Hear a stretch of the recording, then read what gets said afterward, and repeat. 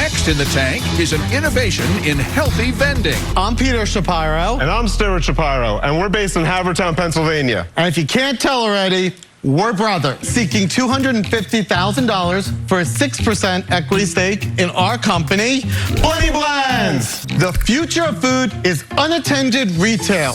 Introducing Bleni Blends, a fun and interactive smoothie kiosk that makes real fruit smoothies with no artificial flavors, No preservatives. and no added sugar. And what about lactose and gluten? No waste. Welcome, dude. Supers, back to another Shark Tank Tank Tales. We're back here in the conference room, this time with two super entrepreneurs. I need you to stop whatever you're doing right now and give super claps to Super Peter and Super Stuart. Woo! Well, Thank you. Thank you for having us. Thank you for providing not only a very delicious drink. I'm not always the biggest fan of things that are like it's the stevia or anything like that, and you guys don't have any of that. Exactly. And at first there was a flavor, and I'm like, what is that? And it took me a few seconds, and then I'm like, oh, that's banana. Yep. That's like a almost like that spot between browning banana and not browning. Like, you know what I mean? Like fresh and the Come on, Joe. The perfect time. It's like the right, it perfect is. time. I would say it is. Gotta be It's sweet. like right there. Yep. But I don't even taste that taste anymore. Yeah. All I taste is a great drink. Like Thank you. It's just I mean, I've been drinking it this whole time. So Thank thank you. you Yes. so much for bringing that. And thank you for bringing lunch as well, because it is 12:22 at this time. So we got some Pat steaks here. I have never actually had Pat steaks. I've had And Gina's guys, wow. No. We could have done that, but Pat's is my go-to forever. All right. We're all about that. Well, so I don't know which one is mine, Good which one is question. yours. The mushrooms. Yeah, We you definitely wanted don't the look for mushrooms, so They didn't write on it, right? No, There you go. Of course not. Why would they write on it? Yeah, Like 22 exactly. steaks, and we're like, no, we're not. It was the perfect We're not assembly doing line. that. They were ready to go. So, what was your relationship with Shark Tank prior to ever even thinking you'd get to go on Shark Tank? Well, that's a funny story. So we were involved, going back to that, we were involved with another kiosk before we did Bleni Blends. And it was a very fun kiosk, and we'd be constantly there. People would always say, you guys are great, you know what you gotta do? You gotta go on Shark Tank. And, that wasn't our company, we were just franchisees. And we couldn't go and represent them. So it was always an easy answer, like, no, we're not going to do that. But then, when we moved away from that business and came up with Bleni Blends, as we went out into the market, we did our same shtick, and we were constantly together. We've got the brother thing going, and we talk about the machine, and we talk about our blends, everyone. Same thing. They're like, you know what you got to do? And I was always waiting for someone to be like, you should introduce a peach flavor or some crazy thing. Like, no, you guys are perfect for Shark Tank. And the story is just heard it one too many times. And it was last February 2022. And I'm like, Peter, you know what? I just did it. I went on the ABC site. I submitted our stuff. It was very anticlimactic. No one sought us out. You basically put in your name and your business, and that's it. Didn't think anything of it. Months went by, and randomly, like the end of April or beginning of May of last year, I just got an email and it said, we reviewed your submission and we'd love to have a chat. And so, this was never the goal. We never created Bleni or any of our businesses to actually go on Shark Tank. If anything, we're very hesitant because you go there, you air your dirty laundry, you're not in control of the editing. There's so many things that could happen. What if we go on and the machine breaks and we look like complete fools and like this ruins us? Like it's all of the fear takes over. But we actually got the opportunity, and one thing led to another, and here we are talking to you. So it was not the ultimate goal, but it definitely diverted us from our original plan. And it's a once-in-a-lifetime opportunity that most people don't get. The dream of many entrepreneurs, and having been a part of it, it was amazing. Yeah. Well, what was the kiosk that you guys ran before that? So it was called Reese and Irvy's. It was a frozen yogurt kiosk. A lot more robotics involved. We signed on, and we were the franchisees for the Philadelphia area. So we started putting machines into some adult hospitals, children's hospitals. We tried some malls, which didn't work out. We ended up moving machines around. We tried some corporate centers. We put one into the QVC headquarters, which one thing led to another. It was actually never got on Shark Tank, but Lori put the whole thing together, and it actually was very validating because she's like, "Oh my God, that's yours!" And she'd actually filmed a whole Instagram video about it. So it really clicked in her head, and I think that really helped show the industry and say, we're here, we're there, all of these things. So we were the local people, and we had up to 10 machines, and that company ended up going bankrupt. So you can't even get those machines anymore. So we still kind of run some relics of the past and keep them up and running. We love working at the children's hospitals, and we keep a lot of them for relationships and kind of still having our end at a lot of places. Oh, that's awesome. I have a cousin that works at the CHOP. In the CHOP. NICU. Yeah. All right, get them down for a Bleni or a yogurt. We still have a machine there, so we have both machines actually, on both I think I had sides. 2 or 3, actually at least 2 of them I think working. Get them all down. Well, without that experience, it would have been, we would never be where we are today. I mean, even though that, the franchisor of that, went out of business, without all the connections we met, and without really finding out all the things that could go wrong with these types of machines, I mean, frozen yogurt is so, unless you've done it, you don't know how hard it is to clean. It is a science, and those machines take so much work, and a lot of things break on there. So when you have to fix parts, what we learned is, you see these frozen yogurt machines, the part, goes out, and you're out $700-800. You're out $20,000 on some of the parts for these robots. The robot arms that would break all the time are so expensive. So we wanted to, create a machine that, has not only the delicious drinks, but a machine that can actually function, make money, and not have these expensive components to it. And even keep going from that, we learned everything that we didn't like with that machine is what we built into Bleni. And with that machine, you had to go into a location, ask for a power upgrade for a 220 line to be put in. And that was always a big hurdle to go in. That is a big hurdle. And especially older buildings in Philadelphia. Some places would be like, we don't have the power. I'm like, really? So we always wanted to be able now have a machine you can plug in anywhere. We were using like a Dannon product. Well, it came frozen, then you have to thaw it, and it has to stay refrigerated. That's when we came up with the whole shelf stable. We knew we could package our fruit products in a shelf stable, making it aseptically. We knew the goal was possible, but figuring it out, we spent a lot of time doing. So all of the hurdles that we saw with the frozen yogurt kiosk, and also on the corporate end too, they were raising money and doing crowdfunding and pre-selling franchises and not delivering for a long time. All of these things, that's why we self-funded ourselves. We believed in ourselves that much.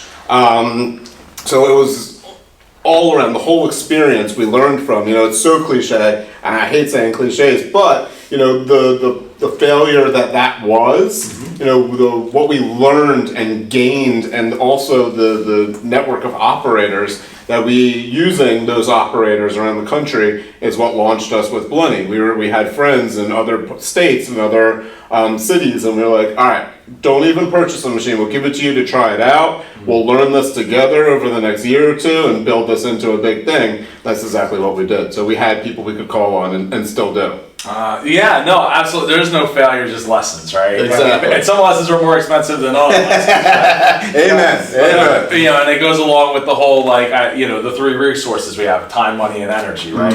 And with those 3 things, you can spend time or spend money, or you can spend time, or you can spend energy. Well, usually time and energy combined to make something happen. And to shortcut something like this, I think is really great. So. And we're gonna get into the tank a little bit later. Now you did talk about the fact that you've invested $1.2 million to date, and I mean that's to be able to go on national TV and admit that to anybody, and then be like, "But we got this," and it's like.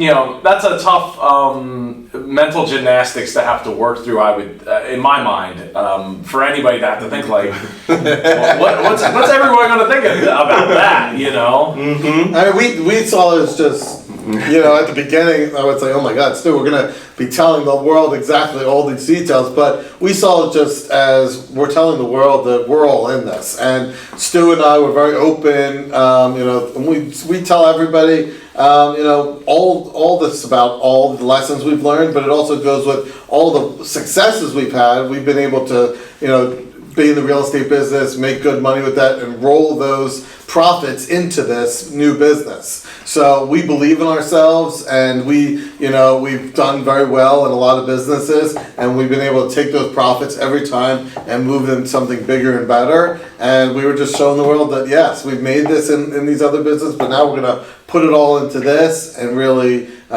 do something that's really going to change the world. There's, entrepreneurship is about sacrifice. I'm not saying that you have to devote your entire life and, kind of Mr. Wonderful talks about it all the time, if you watch them and whatnot, and we're not going to tell anyone to do what we've done. I've basically sold my condo, put everything into this, I live in Peter's attic, we have gone all in, we've sacrificed everything, but like Peter said, we believe in ourselves, and people have always been like, wow, if someone's a doctor or a lawyer, not really an entrepreneur at heart, like, wow, you guys got a lot of balls. We never saw it that way. Like, how could we lose? Like, it's one of those things that we knew if we did it ourselves, build it the right way, slow and steady, like, we'll get there. And, we never even saw it as much of what it is. It was just kind of, this is what we're doing. One thing's led to another. Yeah, I mean, you guys also, run into... I guess my thought process is you weren't even scared, even though you've already been there and you know the hardships and things like that. Now with that said, again, it is lessons, but it's also like, apparently you're doubling or tripling or quadrupling down on that. But I guess in a way it makes a lot of sense because you're still kind of in the same lane, exactly. Even though it's not frozen yogurt, it's a smoothie. It's the industry. We loved the industry. And this is very early on. There's old school vending machines that everyone's used to, but automation is taking over. Robotics, whether it's forward in your face or not, is happening behind the scenes. Like, all of these things are happening, and we saw it in this unattended retail industry. So, we doubled down, maybe not necessarily on the kiosk itself, but on the industry. And this is where we foresee a lot of food service and access to healthy, fresh, delicious things. Like, it's not what it used to be. We can offer all these great things in an affordable way, and access 24/7. All of the things that we tout is what we believe in, and the industry still has a ways to go. We're very, very early on, maybe even still too early is the idea, and that's what we kind of think is maybe we're even. People are still a little hesitant to try it and whatnot, and they don't understand all of the safeguards we put in and the products we've made, all of the benefits of it. You don't necessarily have to go to a brick and mortar smoothie store anymore because we're giving it to you in your face. Mm-hmm. So we believe in the industry. Yeah. I mean, definitely, I think that what's helped us in this is COVID and the labor shortage. Mm-hmm. I mean, we like Stu said, I think we jumped into this industry as pioneers, hopefully very, very, very early. And the greatest thing I think that could have happened with us is that people are seeing all the benefits now for these horrible things that have happened the last few years. And unfortunately, people needed a way to get safe food. We were in hospitals. We never shut down one day during COVID. The two of us put on our masks in Philadelphia, had all our staff throughout the country serving in hospitals and getting really into healthcare because they wanted something that is never touched by human hands. It's very safe. Yeah. And then on top of that, when we come out of COVID, we have a labor shortage, which still to this day, there's so many places that would love to have a smoothie bar, and they just don't have the people for it. So that's when they come to us. And then once they see how great this is, and they're like, wow, this is amazing. And a lot of people think, there's no human interaction. There is human interaction with the machine. Getting rid of jobs, we're not getting rid of jobs. You need to have hands-on to these machines. What it does allow a lot of our locations to do is take their current staff and have them work the machines and have a change of duties really, where it's beneficial on all parties. You know, it reminds me, we were at a trampoline park here, and my daughter and son were like, oh, there's cotton candy over there. There's a cotton candy machine that, like, you know, the stick comes out. Yeah, they're cool. And I was like, yeah, no, whatever. So then we're back there for, like, her birthday, and I'm like, all right, we'll go look at it. And because I was like, it probably isn't that good or whatever. I was blown away. It was like $7. Like, it made a shape of a heart, and it made a rainbow one that was like, I mean, it was art. Exactly. No, they're cool. They're cool. $7. I'm like, wow, like, this is incredible. So, I think that there's a lot to be said for, I mean, obviously I was talking about cotton candy, but there's a lot to be said for enabling healthier options than the bag of chips or even the health bars or whatever that are in the classic vending machines. And I think there's so many machines now that are coming to market, and we really need to figure out what consumers want, because a lot of people are coming to market with these really elaborate, very cool machines. They have, glass like the cotton candy, and, it's a show, and it truly is amazing show. But at the end of the day, if consumers don't want the product in there, you can have the fanciest show, have the fanciest pieces, have the coolest machine, but it's not gonna, make money for you, and the financials just don't work out. The economics have to make sense The as well. economics have to work out in these type of things, and that's why we tried to find a machine where the economics actually work, and consumers are getting the products that they want. So speaking of that, you guys went up to Canada to see the machine, not where they build the machine, right? Correct. So we were invited. We had a friend up, and he was actually the franchisor of the frozen yogurt machines in Canada, and we had done training. We had a relationship with him, and he says, I'm always looking for the next thing. I got it, guys. You got it. I found the smoothie machine. So within, I think it was like 48, 72 hours, we flew up and we drove to Edmonton. It was up in Edmonton, Canada, and we saw this machine, and the product in it was terrible. Horrible. I couldn't even drink it. I couldn't. The machine was dirty. The place there was no one there. It was sad. But, we saw the vision. You have that feeling. We loved it. And we saw where it could go. And knowing, the nuts and bolts. And that was the whole kind of start to that whole thing. Mm-hmm. So we just saw this one-off prototype machine. And then we ended up negotiating. So there's the actual inventor and person that has the patent lives in Australia. So he's our manufacturer. We correspond with him. He is actually the one that kind of controls everything and builds the machines. And then it's a white label. So our goal and our job was to brand it, and whatever you've got to figure out what goes in it. And that was part of the toughest goal for us was we've got this great machine now, but we have to figure out all of the product. So is your potential to go and franchise it to other people? So is that part of the picture with the guy from Australia making it? Well, the guy in Australia he's only concerned about selling the machine. So his sole goal, which we really liked because he's just very laser focused on the machine itself, how it works, and then taking our input and getting that machine to be the best machine out there.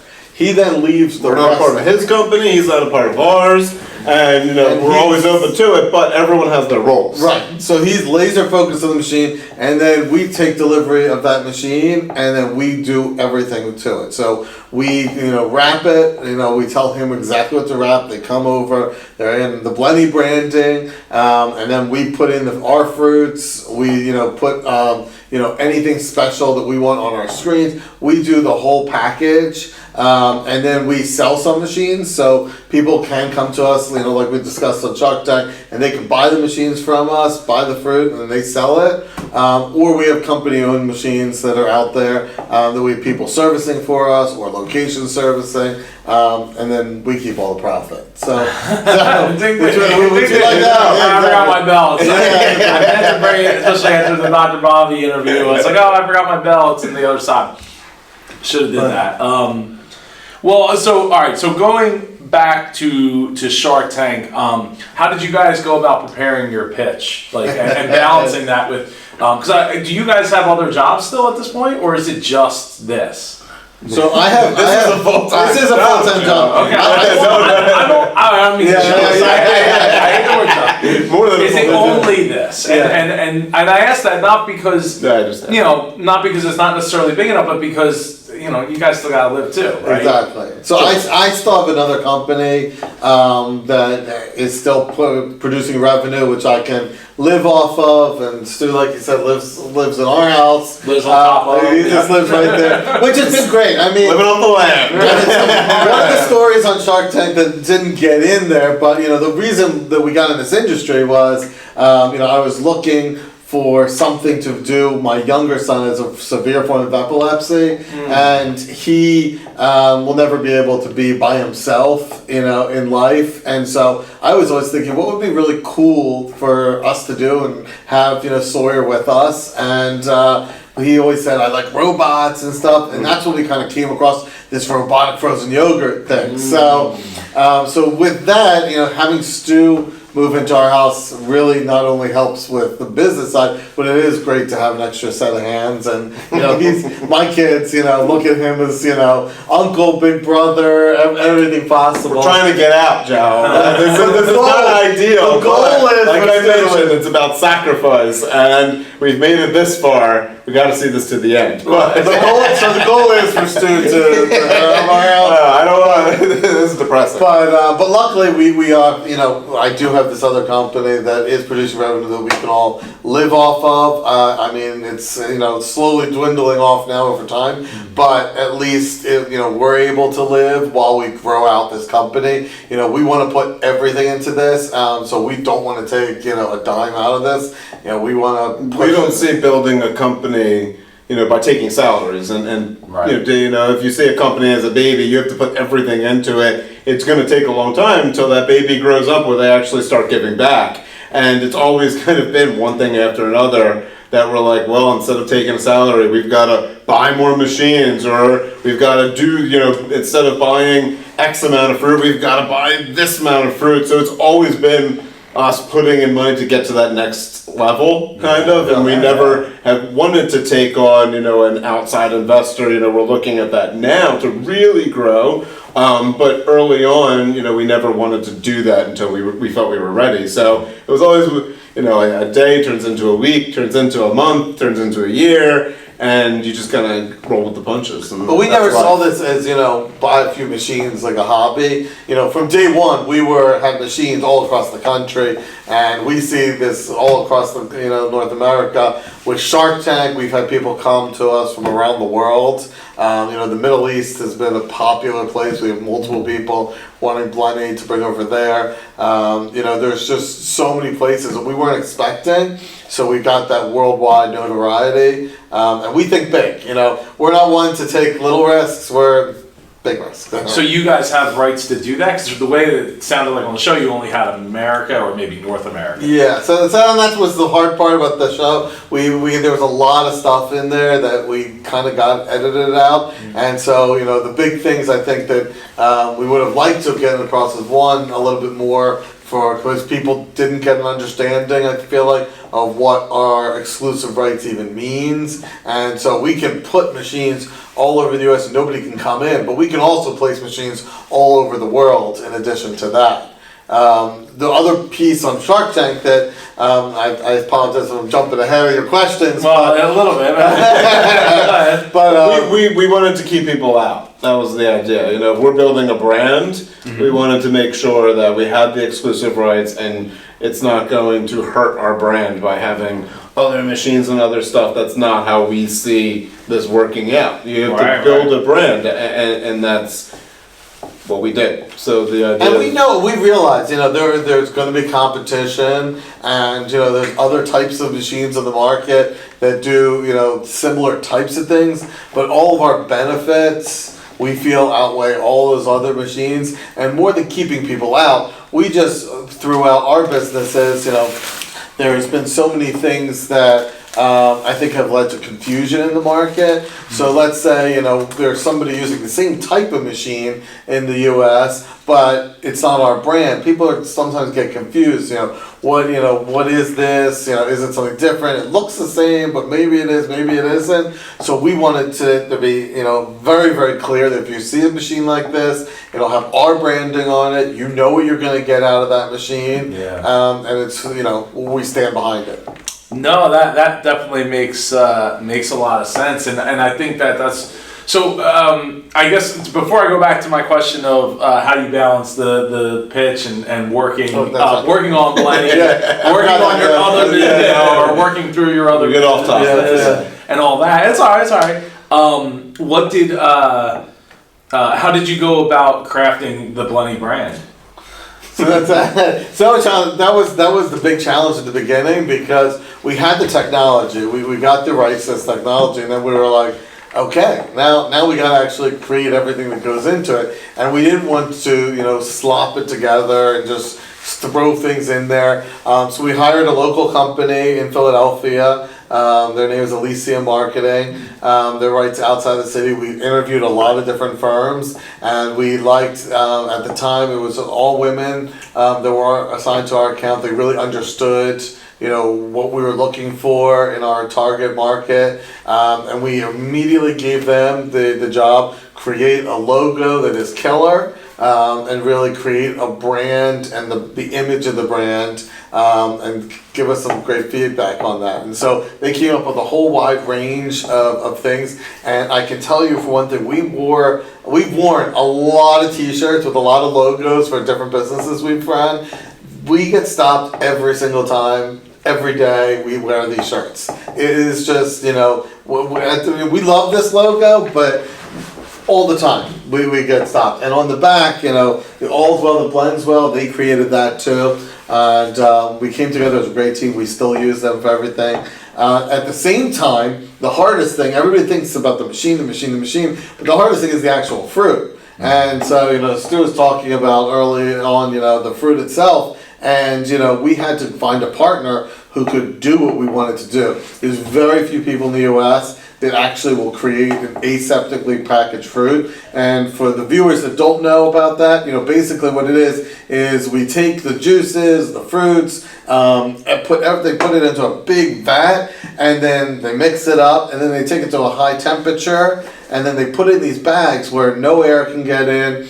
They're silver bags, so no sunlight can get in. Everything is, once it's in that bag, it is safe and shelf stable. So that way we can transport this very easily. We can get it all over the world if necessary, and we can do this with no preservatives. So there is other ways to fill bags. Other companies do it, but they have to keep them frozen. So once you send it out, you have to have it on a freezer truck. You get to a location, the refrigerator turns off, freezer breaks out, you throw out all your products. Ours is very safe, and we wanted a product that's safe, that, even if something happens to our product, it's not going to hurt anybody. You might see a coloring change if some oxygen gets in there. Fruit spoils. Like fruit. Absolutely. But it's a very, very safe product. We wanted something where, no matter what happens throughout the whole supply line, customers can feel safe. And this was very, important to us. But most of the time we were getting into this, and like we said, we were self-funding. I was making calls to different places, and they were like, "Oh, I'd be happy to help you, but we need to do at least $1 million run just for this fruit." And we're like, "This is, Can we just get like 5 bags to taste?" And without committing a lot of money and to these companies, we were closed out by a lot of these companies to do this. And there's only a handful in the U.S. Long story short, though, we found a great company up in Chicago. They believed in us. We believed in them. They helped us formulate the fruit. They said, "What do you want it to be?" And I wrote down, 1 part banana, 2 parts strawberries. They were like, "No, this isn't commercialization recipe. We need to commercialize a product for you." So they helped us do that. They would send us taste. We actually did taste testing. That was the whole process. And we really jumped on that. That's a very time-consuming process. Oh yeah, because especially when in Chicago, you're waiting. Yeah. Okay, to make a change, and exactly. if it takes 2-3 days plus shipping. Sure. you know, for It's them a to very, get to it. and Longer that's, than that even.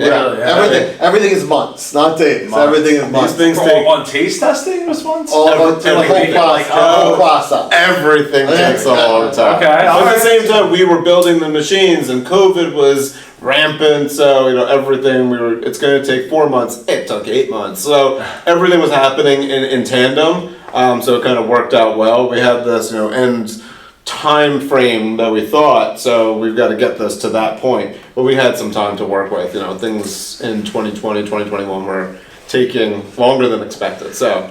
Well, everything took longer than expected. Yes. So staying motivated through that, because and I was saying I'm saying it from a point of the company's actively trying to get you on, but I know, and I always tell my friends this. They're like, oh, I applied for this job or that thing or blah blah blah, and I'm like, dude, companies aren't just sitting around waiting for you to call. Oh, you got a resume. Let's go run. They probably got hundreds of resumes, and the last thing the person that's supposed to do it really wants to do is even call you. Sure. It's not at the top of their mind in a lot of cases. These things aren't easy. No. Yeah. We remind ourselves about that all the time. Is these things are not easy. You got to push, and you got to see the end line and figure out a way to get there. And for us, it was COVID happens. Well, let's sidetrack, and instead of going after universities, airports, places that we thought we were going to launch in, we put all our resources into healthcare. And and that's why if you look at our map of locations, there's so many hospitals, because during COVID, where else were the people? So we put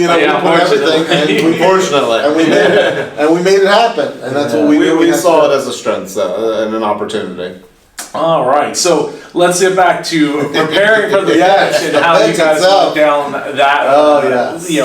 Preparing yourself. Finally, when you get through the process and you're given a production team, so that's kind of what happens. You're assigned 2 producers, and luckily we had a male and a female, so they were our mom and our dad through the whole process, constantly emailing and whatnot, and it really became a full-time job.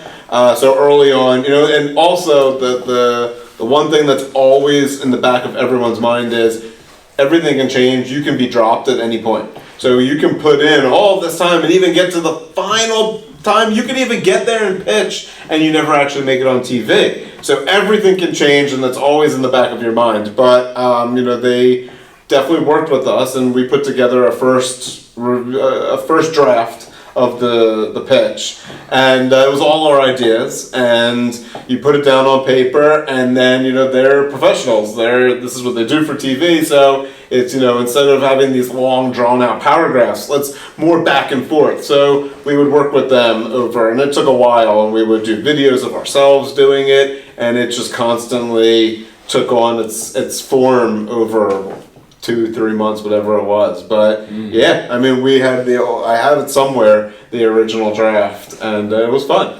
Do you feel like it made it easier because you guys were effectively living in the same place to prepare? Definitely did. My kids would overhear it. My son, I would say, "Hi, I'm Peter Sparrow," and he'd say, "Hi, I'm Stuart Sparrow," and my son would be like, "Hi, I'm Sawyer Sparrow." And so everybody heard it a million times by the end, and we would just rehearse it and stuff. And there were things we wanted to get into that pitch, which we just knew for time we just couldn't. But we wanted to get across. More so not just about Bleni. If you notice our pitch, we talked about just unattended solutions and this unattended retail, and we wanted to get across to the country, specifically the United States, that this technology is out there. You can see it a lot on the coast, but the whole middle of the country, there's really not a lot of this yet that's actually hit a lot of states. So we're trying, our machine, you don't need a waste line, you don't need a water line, you don't need electrical hookup, so we can get to places easier. But a lot of these, still need a lot of the support, and so you don't see it a lot yet, and we're just at the beginning. So we wanted to try to just more so introduce this in our pitch and say, chips in a soda, candy in an energy drink, that's not where the Shapiro brothers because, a lot of people still believe that that's all you can get. And it was the beginning of our pitch was just to introduce this to the country, that this industry is here, and a little bit about it. And then we wanted to jump into Bleni specifically and just tell people, the no preservatives, they're vegan, all the benefits of it. We wanted to try to jump into. And when going back, that made me think. What's the shelf life of the bag once you put it into the machine? So once you end up putting the machine, you'll pop the little nozzle, you put it in, and you have 7 days life. 7 days. Okay. So basically, our machine works. It's got a freezer on top of the ice, and the whole middle is a refrigerator. So when we put everything in, it's like putting juice in your refrigerator. It's safe. And that's what we've tried to educate people about, is that, this is a very safe product. You put it in your refrigerator, it's safe. In addition to that, though, on our machine, if you ever look at our machine from the outside, there's temperature sensors that a health inspector could look at, and we have sensors on the machine in every spot. So if, let's say, the range of the machine goes out of range, it will automatically turn it off and notify the operator. You have to come and manually check this machine before it vends anything to anybody. So if anything, I feel like customers should feel better with this. I mean, I always say, everybody says, there's no human touching. I'm like, well, I see this as, there's a human that's required to turn it back on, but it automatically put out service. If it's just in a regular refrigerator and that refrigerator loses power, it could be days before people figure it out, and they're just using it, and there's much more of a risk than with our machine. Yeah, no, absolutely.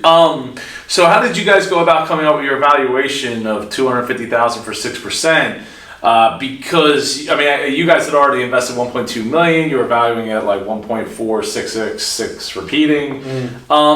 How did you guys come up with that valuation to go into the tank with? Making a valuation for us was hard. Clearly, because you get with a 6 instead of a 5 or a 10. Well, so because we controlled 100% of the company, and kind of the producers and us, we really kind of knew that. So, for us, there wasn't necessarily a number. So there actually had been a number, since we had friends and family previously who were very interested in what we were doing, not even with the Shark Tank whole thing going on, and they had said, we'd love to invest in you. So we did put together a friends and family raise, and that was at a $10 million valuation. And that was, we weren't out there searching. It was that our family and our friends saw what we were doing and were so impressed and excited, and we loved that they wanted to hop on board. So we did do a small raise, and any extra money Peter and I were putting in, but we wanted people, if they wanted to invest in us, you don't ever say no to money. So we did do that, but that was at a $10 million valuation. So that was kind of what we thought we would be worth, at that point, having only 20, 40 machines, you have this great contract, 10 million is about right. And then, we thought it was okay giving them a Shark Tank discount, and that's why we went on, with a lower valuation than that for the original ask. Early on, when we were putting together the contract, we initially were like, what are we even going to ask for? And I think we had said $1 million for 5% or something. We're like, 20 million, yeah. We did our friends and family for 10. We'll sell it to them for 20. That's our valuation. But obviously you learn some things. So somebody taught you out. So that's, for us, it wasn't necessarily, we didn't have VCs all about valuation. So for us, it was more fluid than that. So we were able to kind of work in different parameters. Yeah, so I definitely get having a discount. Now we'll get into how the deal ended up landing at the end when we actually get into the tank. So we haven't even gotten there yet. But was there a shark or sharks that you had in mind going into the tank that you wanted to try to strike a deal with? So Stu and I basically, when we were right before Shark Tank, and we hadn't really discussed it at all because we were so involved with just thinking about every scenario that could happen. But we went through every shark, and we were like, we could really fit in with everybody. And I had this dream that we would get all the sharks in, and they would all be cheering. Stu was like, everyone's dream. Everybody's dream. And I was like, they all are gonna love this because Mark Cuban loves the technology, and Mr. Wonderful loves the bank fruit, and he'll want some royalty, and it'll be just amazing. But at the end of the day, we knew that Daniel was going to be there, and once we knew that, knowing Daniel's history and the person that he is, we really did want Daniel. When Lori, got involved, she was always somebody that we thought would be great in the marketing and the branding. So we were very happy that the two of them immediately saw some interest. But we were open really to any shark because we see, what we're doing as so mass market appeal. And that's something we always said. We wanted something mass market. Everybody understands a frozen coffee or a frozen smoothie. You're not just talking to somebody specifically, and that's done one thing. If anybody can understand what we're doing overall. So one question I have before we get into the tank. Now you were talking with Gina, one of our people here, administrators here, and a question popped into my mind because you were talking about like competition of like, oh, we were going to have this year, and then they decided to put in like a whole juice bar themselves.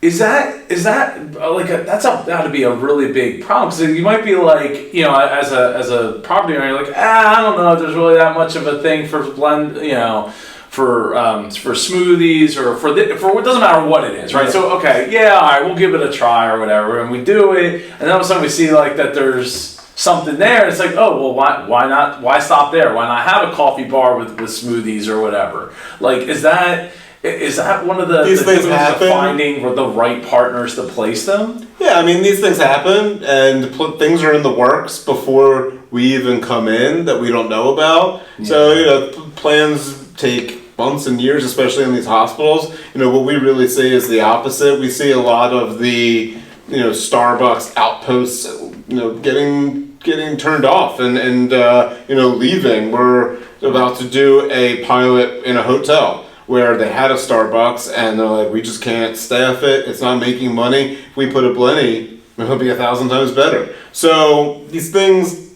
this is part of doing business, and things happen for whatever reason. Things change. You roll with the punches. And the nice thing with our machine is it's on wheels. It's a movable asset. So if something happens and your sales decrease or for whatever reason you need to leave a location, you do that. And that's kind of the thing. But if anything, we see places closing, not opening necessarily. Our solution, they're like, well, this is so much easier. I mean, we've done this long enough that we've operated them. We understand the market. A lot of other types of technology like this, they just build the machine not thinking about exactly the scenarios you came up with. Mm-hmm. We've lived those scenarios, so that's why it was key to us in having this machine that's easily moved, and it's very versatile. You can move it quickly, and it doesn't require that much capital to move it. If we had a machine, some machines that we've seen, they're amazing, dude. They're the size of this conference room table, and for the viewers that can't see the whole thing, it's a very long conference table here. And this conference table here, it takes 20 people to set this thing up, days of setting up. We know that's not realistic in the real world. You need to be able to get into a nimble place, get it there, and if you have to move it out, get it out quickly. Yeah. No, and I was going to say that. If you didn't say it, I was going to say that. Like, at least you can move it to another location. Exactly. So walking into the tank, how were you guys feeling walking down that hall? I'm not supposed to say the words in my head right now. I mean, we were it was wild. So the other thing, that helped us specifically, I don't know if we're allowed to mention it, but we basically pitched on Monday, and because of our kiosk, which we shipped a kiosk there, we shipped all of our supplies there. And we said, it's movable, but at the same point, move it around, and then everyone comes. What if something doesn't work? So they said, okay, we'll put you in on the morning. So we ended up doing our pitch on a Monday morning. We were granted special access on the Sunday before. Mm-hmm. So we actually set the machine up. When we walked into into filming that day, everything was already done. We had run tests. We felt good about it. So we spent that Sunday with a lot of eyes on us. We had people constantly tailing us, a lot of the art department, but we spent a few hours on the set, which I think helped our nerves. We at least could feel it. and see it, and we didn't just walk in there that day like, oh my God, lights and cameras. So that helped. But yeah, I mean, this half an hour, this hour, this 2 hour can change your life, and there's that. When you think about that too much, it's very daunting and it makes a lot of stress. But you're gonna take yourself out and just think about all of the facts that you need to remember, stick to it. All the things we've been talking about for months. We tried not to overthink this, at least. And I was happy. I usually, when I get nervous, I'm sweating and everything. And there, we stayed calm, and I didn't sweat at all. So it was great. Once we were going, you can't really think about, at least with us, we didn't think about our feelings and stuff. Yeah. We knew we had a job to do, and our goal was to come off. We knew going into it we weren't going to fight with the shark, because that's not our personality. We wanted to be our normal personalities, and if people liked us, they liked us. If they don't, they don't. We say this all the time. Whenever we're going into any meeting, we're like, oh, what should we do to prepare? And we're like, if they don't like us, we are who we are. This is when you prepare too much for one thing to happen. It's never going to happen that way. It was never going to happen that way. So we figure, let's be who we are, and they like it, they like it, they don't, they don't. But it was the most stressful, nerve-wracking experience ever. Afterwards, we were both so tired that we went back to the hotel, and we were both like, what just happened? Well, before we get to the hotel, let's talk about... So Mark expressed concern about obsolescence, and I thought that was kind of an interesting take on it, because while the machines that you have today are the machines that you have today, that doesn't mean that it's today and forever and always, and this is the best way. It will never be perfected in any other way or added upon in any other way. It seemed like an odd thing to me to point out. It definitely said it was odd. We were surprised. We were very surprised at that comment too, because that's like saying, don't buy the iPhone today because it's going to be obsolete tomorrow. That's just absurd. The biggest thing is that we know is it takes a long time to get these machines to market, and there's so many hurdles to get these things. And like you said, what you have tomorrow may not be the same. So if we can get this machine out and we can upgrade it and do things to it, we're always going to be on the cutting edge. But you need to actually just jump in and get wet first. I mean, we know that there's going to be other things that come up in the future. Yeah, sure, nothing stays forever. But the great thing is, the way we design this is we can plug and play. And we can make it very simple to just add things in and have operators themselves make additions to the machines to bring them. A great product is a great product. Exactly. Yeah, absolutely. And then going back to your evaluation, it's not like you guys asked for a ridiculous amount of money, $250,000. And that's right at the cusp of the odds are not in your favor to get a deal at that point. $300,000 is usually where that cut The biggest thing for also going back to that and our ask was, we could have asked for 50,000 or 100,000, but when we're buying like a group of machines, and that's basically what we saw this as. Yep. We've got to ask for $250,000, $300,000. $250,000, right? So that's kind of how we saw this as like, you're funding the next round, and this is our jumping off spot. So that's how we came up with that number, especially in that kind of sweet spot justification. But yeah, so going just to that like 250 kind of mark. Yeah, no, I think so. I mean. Now Damon's concerned though about not owning the product. I thought that was kind of interesting too, because you guys have the patent is 15 years left on the patent. Yeah, and the patent is owned by the guy in Australia, right? Correct. So I mean I could see a little bit of that concern, but again, it's not like you came in for your $1 million for 5%, like we were talking about before. I mean, I wish, looking back, that I would have. Been more engaging with Damon, because I think he really did like our product. Seemed like it. And he really did. And I just really like him as a person. And I think he would have been a great partner. Agreed. And, we both, are a little upset that he didn't make an offer, because I would have liked to have, seen what his offer would be. At the same time, if that really was a concern of his, maybe we didn't get the story across the right way. Maybe, you know, and that was something that Stu and I had always worried about with Shark Tank. We're not the product that you can say, I made it for this amount, I made it for 20 cents, I'm selling it for $1. Let's negotiate. You know, there's so much more to like the machines and the fruits, and there's so many different costs, and we wanted to make sure we made it as simplified as possible for the sharks and for the American public, because we have such a complex business in comparison to other Shark Tank companies. So maybe we didn't get it across in time, maybe that's our fault, but you know, that's not a concern for us at all. You know, we have the agreement, we have exclusive rights. It's kind of how it works with machines in this type of industry too. To say that like everyone owns their patent and owns their equipment, like, that's just not how things work sometimes. Yeah. Like people do have license rights, and that doesn't mean that their business isn't going to be worth a ton of money one day.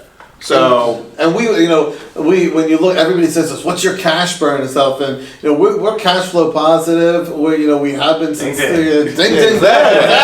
And people are like, how is that possible? And one of the ways it's possible is because a lot of these other companies put, you know, $5-10 million into just the development of the technology, and we didn't have to do that. You know, one of the downsides is we don't own that patent currently, but the good side is we're not strapped with you know, this huge R&D number for R&D on our books. You know, we don't have that at all, and we have the exclusive rights, so we're not, you know, worried. We have a great relationship with the patent holder. You know, he wants to work with us, we want to work with him, and you know, we don't see it as a problem whatsoever. Well, yeah, I mean, with Shark Tank too, going back to what Peter was saying, we always knew that having a machine, especially that you're selling for $16,000, $17,000, $20,000, it's different than everything else that goes on there. And I think having these numbers and seeing how cash intensive our business is, that definitely was a hurdle for all of them. And whether they're billionaires or not, like they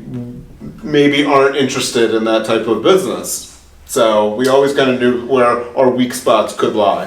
And I hope that people do. Everyone should know where their weak spots are, especially going on to Shark Tank. Oh, absolutely. And maybe to the point of, you know, $250,000 isn't enough money, which later down the road we see that it wasn't enough for Lori and Daniel to offer for 6% at $250,000. I mean, that was a very rich ask on both of their parts, and without like even giving double the money, even doubling up the money at the lowest. I mean.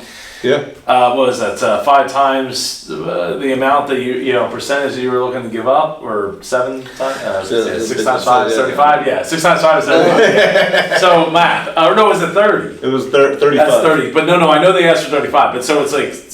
Yeah, it's basically a little over 6. Yeah, 6.5. But we were actually in the negotiations, and you're 7 times 5 is 35. Yeah. So 7 times. Yeah. 7 times, but 6. Oh, it was 6, not times 5. Sorry. 6. Math. Yes. Oh, I'm gonna get you both calculators. Mine's over there. That's how we made up. You guys have to calculate. But you know, when you're actually in the negotiations on Shark Tank, we both felt that it's very different than a real negotiation with a calculator. The numbers is mean a lot more. You know, we were saying, you know, that, you know, what the sharks were offering, you know, we factored that in, and there were so many things that, some of which were all probably on the episode, some of which weren't. But when Daniel was saying, I'm going to be putting, you know, millions of dollars into my team is going to be doing all these things, it's not just, you know, the percentages. You know, I think a lot of entrepreneurs would probably have done it probably for 50 or 60%, you know, because of what the sharks can offer you. So, you know, we both felt that, you know, if they could come through with all the things that they were offering us, you know, as Stu said, you know, better to be, you know, have a piece of the watermelon than just a tiny little grape. And that is as the saying goes. But, you know, countering back at, and asking for a $500,000 line of credit, I think, you know, made a lot of sense, if not, still not enough, because if, you know, you were saying that 20 machines for $250,000. Yeah. More, it's more. So, it's more than 20 machines? Or? I mean, 20 usually costs us between $350 and $400. Oh, Yeah. Okay. So like By the time pitching machine. Oh, yeah. No, So that's still not. No. Line of credit. That's one. Right. One run. No, exactly. 100%. We were, at that point negotiating with whatever we could. I mean, the fact that they weren't negotiating, in our wildest dreams, we didn't see that happening. And then we didn't see them saying, this is firm, we're not, Daniel says, like, I wouldn't even do this for 34. I mean, that was kind of a little bit of a gut punch. Yeah. A lot of it of a gut punch. So, but we were motivated to leave with a deal. The way it always talked about is we did want to leave there with the deal. We saw the value in going on Shark Tank and then leaving with the deal rather than even saying no or not having a deal. Like afterwards, now in the last 5 weeks, everyone was like, oh, I didn't see your episode. Did you get a deal? Like, we had to go and say no. We're like, oh, what happened? Like now, like, yeah, of course we did. Not a lot of people really talked about the terms and whatnot. Yeah. So we saw the value in that, and we wanted to negotiate as much as possible, and get as much as possible. And the fact that they weren't negotiating was a surprise. Also, I mean, you can kind of read the room. I think it would have been different if Damon or Mark or if Mr. Wonderful, whoever it was, if there was a bidding war going on, I think that number would have changed drastically. But since the two of them paired up early on in the episode, and it showed on TV that Daniel got up and talked to Lori because of whispers very late. It actually happened very, very early. So we knew the two of them. Lori was running the room in real life. She was running the show, and we knew the two of them had already been whispering. So everyone saw it. Now I gotta ask: is your plan is to buy out the IP at some point? At some point, if it all comes down to the numbers. If we're buying enough machines where it makes sense to do that, and that will be probably where we'd want to go. That being said, though, right now we have a wonderful relationship with the producer and patent holder. There's really no need to change things right now. He's doing his job, we're doing our job, plowing along. But if we start to see it makes more sense to do that. Well, and the reason I ask is it wasn't even that much money. I think it was a $4 million. $4 million. Yeah, I mean, you guys have already invested 1.2. Not that $4 million is not a lot of money. And I always say that here on the show. Like, it's not that whatever I'm saying. Numbers like that. Yeah, it is a lot of money. But you're already 1.2 million into it. You're bringing in, sharks. It just seems like, man, they got such a great deal. 250,000. I mean, They did get a sweet deal. And I just want to elaborate on that also. That we had a much longer conversation about the purchasing the IP, and really what we have is a first right of refusal. So that if someone else, for some reason, tried to buy the IP, we have that agreement where we could buy it for $4 million or less even, and match there. So that also didn't fully get elaborated. Yeah, it's but it's not. Yeah, there's a lot of details and agreements based on this, and we wanted to protect ourselves, and we understand the patent holder has a great product, and they should be able to make money. If this thing is worth hundreds of millions of dollars, they should 100% be able. There's a value in that patent and what they've put into this, and they should be rewarded just as much. And putting a number on that. We took some time to do that. But yeah, so there's a lot more to that. So you guys get a deal, you leave. When you get back to Philly, what's some of the first things you did to prepare for the potential that you might get to air? Well, first thing we did is try to just relax ourselves. we were just in so much shock. I think after that we were there's so many emotions flowing through that the two of us really walked out. We're like, oh my God, what just happened? And so we were so excited for the deal, and we kind of took a little time, relaxed. We actually went to Phoenix for a show a few weeks later, which was kind of nice. Treated as a mini vacation, so we had things planned after, which was nice. And then we were just ready to jump into the due diligence, get the deal done. But we knew the deal, until that check actually clears our bank, we need to keep the business running. And so Stu and I are all about operations, day-to-day running. I think a lot of people get jaded by what happens. So many people we meet on the street are like, oh, so you guys are millionaires, and stuff. We're like, doesn't really work like that. After we shot, our bank accounts were the exact same that it was when we filmed that show. So I think a lot of people, forget that there's, this is a real business show. Especially for us. We weren't banking on the day that we aired seeing this bump. We had to keep on going with our business and growing it. And you're, like I said earlier, you're never really guaranteed anything. So we weren't really guaranteed to air either. Yeah. So who really knows? The way we saw it, we thought we made some great TV. They're going to want to put us on TV, air and to get the ratings up. And weeks turned into months, turned into many, many, many, many months. And, it almost became... this was never going to happen. I mean, you only find out 3 weeks ahead of time. So I mean, in your case, because things don't happen super quick. It's not like you aired and all of a sudden you're just shipping. Exactly. So it's a little bit different than some of those businesses that have a product that they can ship. Right. So do you feel like you're do you feel like you've been able to actually really take advantage of being on Shark Tank to this point? I know it's only been a couple of weeks and you're on episode 18, 21 just aired, so 3-4 weeks ago.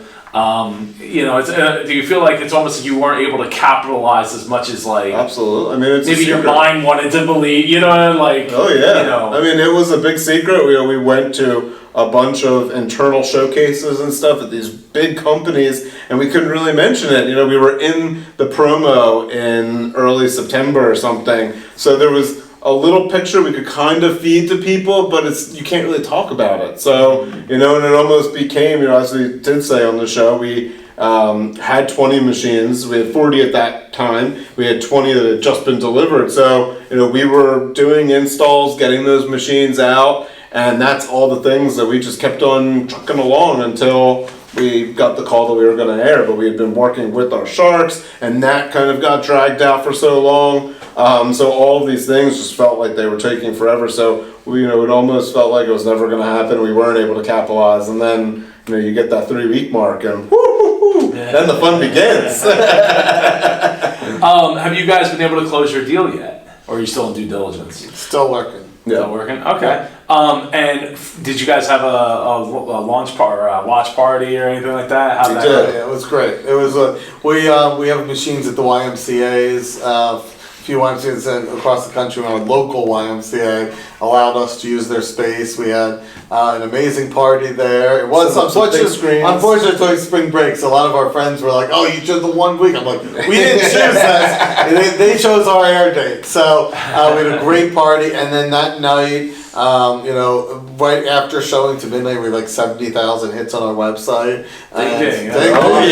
And the inquiries just started pouring in. We did not when it aired Friday night. We did not look at anything for Saturday and Sunday. We just let it all go into our CRM software, and then Monday morning we just took off and running. And we're always surprised that when people get so much publicity, they don't take advantage of it. And we've to date now gotten back to every single person that's inquired.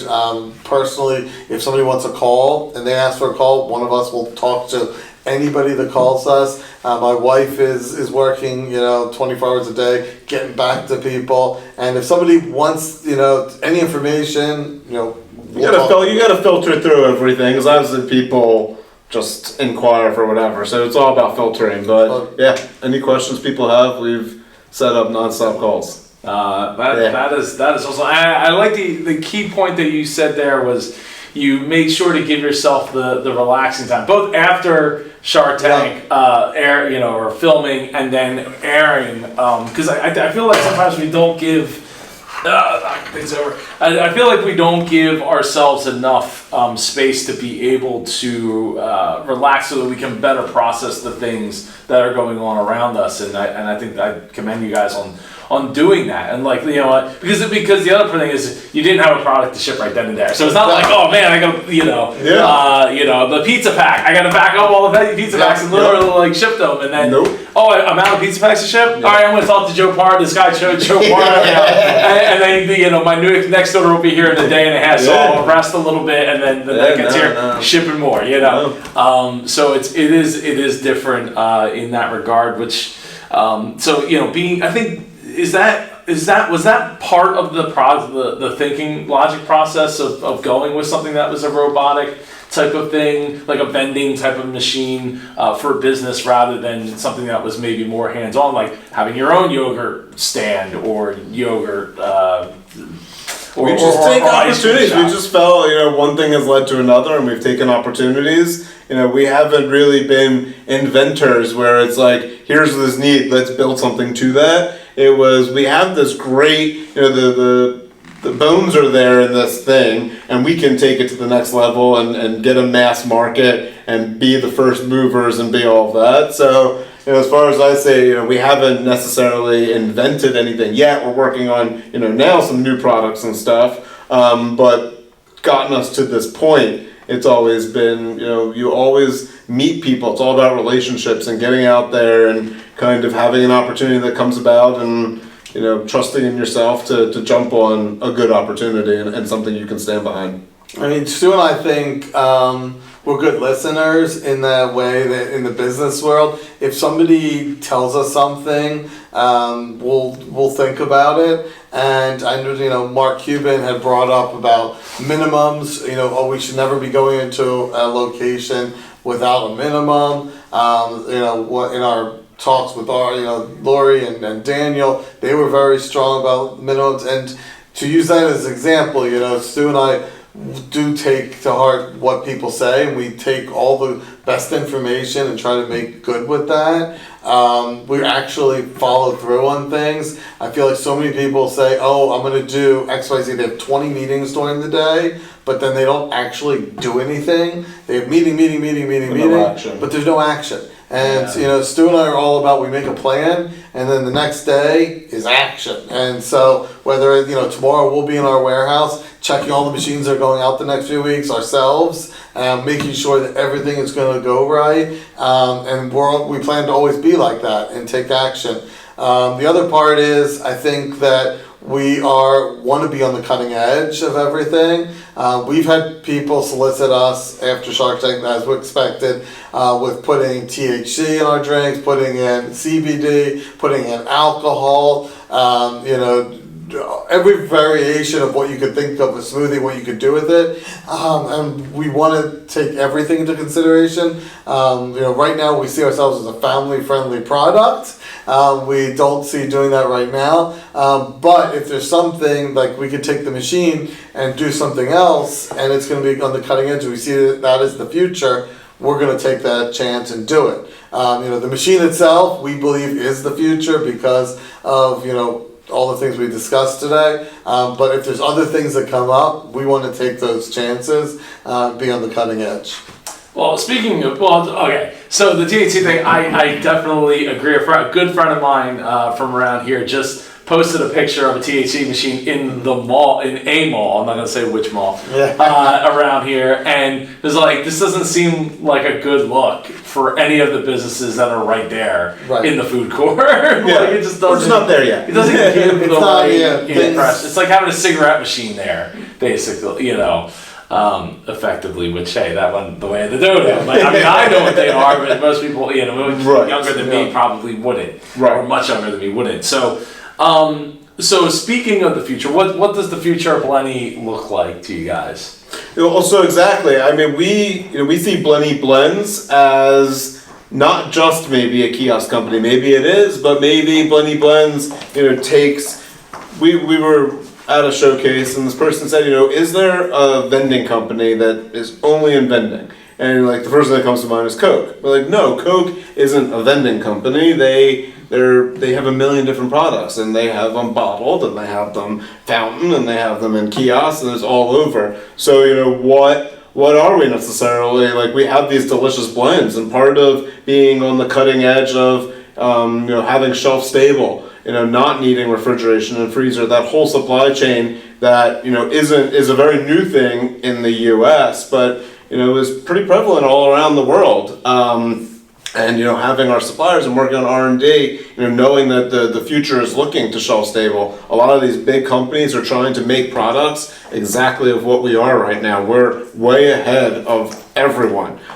So what do we do with that? So a lot of our value is in our blend. So we're looking at other products that use that kind of competitive advantage. And as far as kiosks, our corporate name is called Unattended Solutions. We see ourselves, creating new consumer experiences, being innovative on the cutting edge, taking those risks. So that's something we're always looking at. So yeah, that's awesome. Who knows? One of my son's friends watches every video of yours over and over and over. He loves Havertown. Ding ding ding ding ding. And so shout out Tate and all of Harrison Shapiro's friends, the Lower Merion. So it's just so weird. He's like, we gotta make sure we shout out Tate. Joe, you gotta give a shout out to Tate. I appreciate you watching, especially all the way to the end here.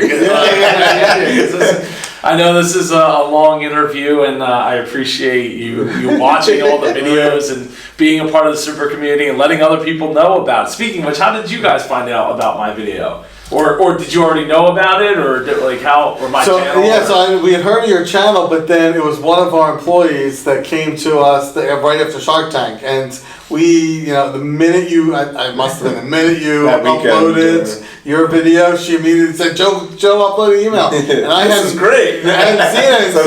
So then I said, still, we got a video to watch. I don't know if I want to watch it.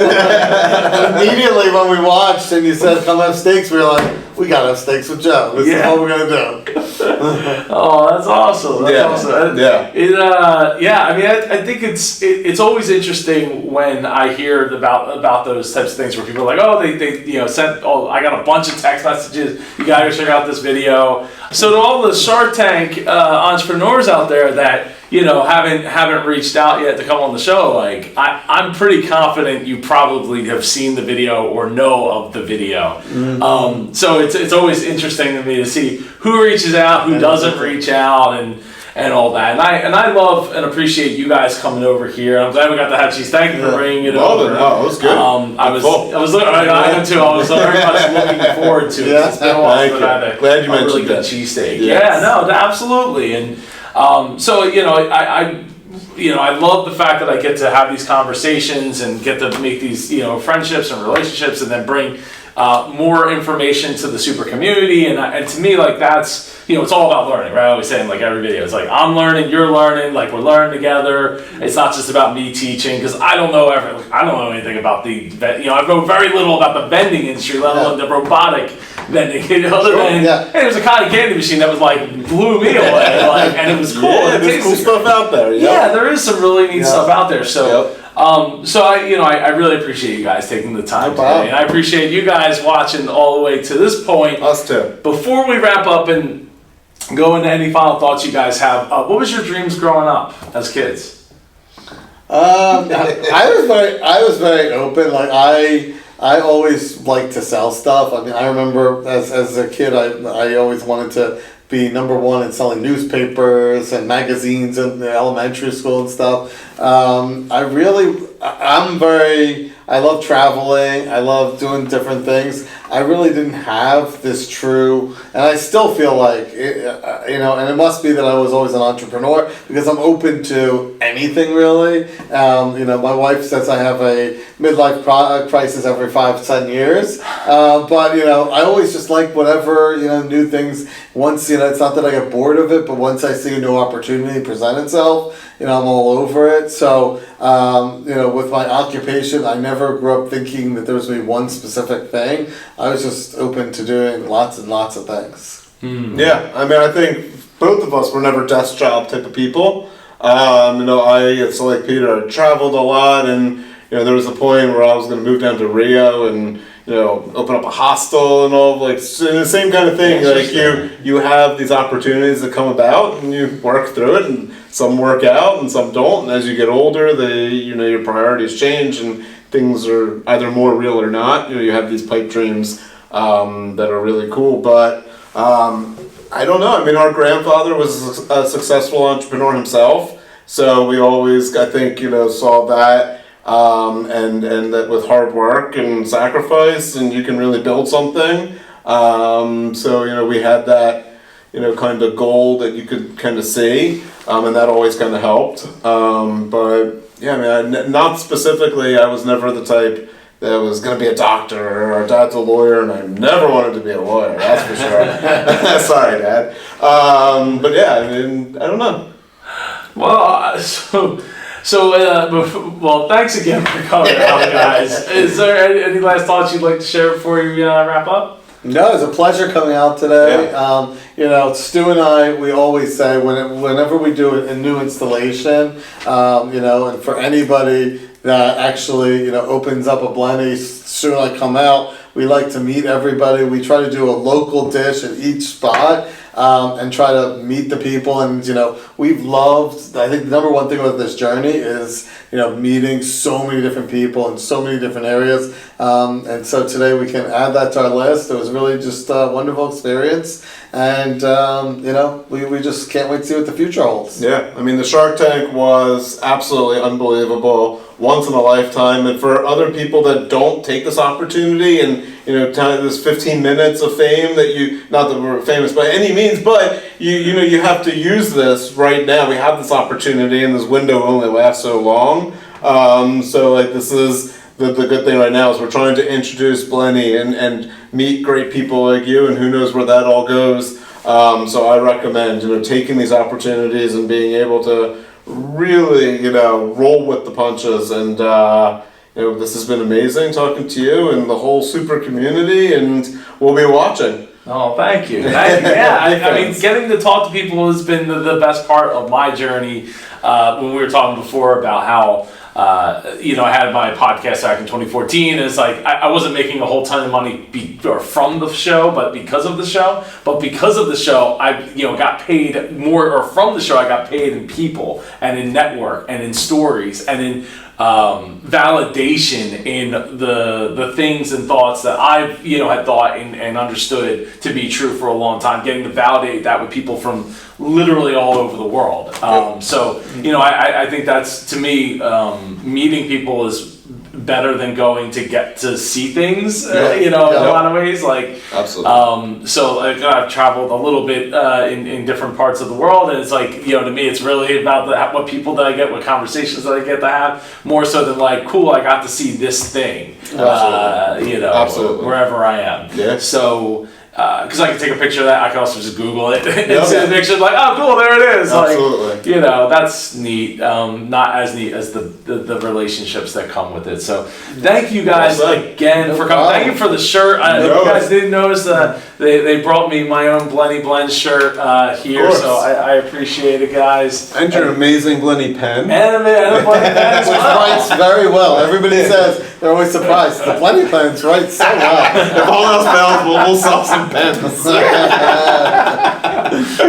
great. Thank you. So so thank you for sticking around to the end here. Appreciate you watching and being a part of the super community. If you haven't watched Super Peter and Super Stewart's video, I'll try to put it up here. If not, I'll see you in the video down below. Take care and go be super.